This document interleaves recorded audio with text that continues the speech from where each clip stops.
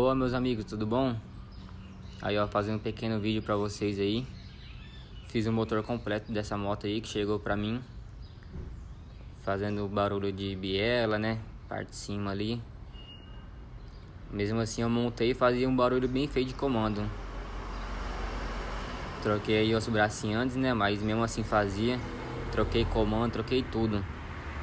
Vareta, regulava a válvula, não dava regulagem. Ó, engrenagem marcada, pequenas marcas. Não dá pra ver muito no vídeo, mas tá marcado. Uma simples coisa, presta atenção. O que tá faltando? Uma arruela bem nesse pino. O pino é novo que eu coloquei. Rapaz, faz diferença. Uma arruela aí, ó, não dá regulagem. Toma muito cuidado com isso aí, hein? Na hora de montar, confere se tem arruela. Veio sem, né? Aí eu coloquei. Motor filé agora, ó. Uma simples coisa aí, mas você acaba batendo na cabeça aí. Por esse motivo aí, beleza? Valeu, hein?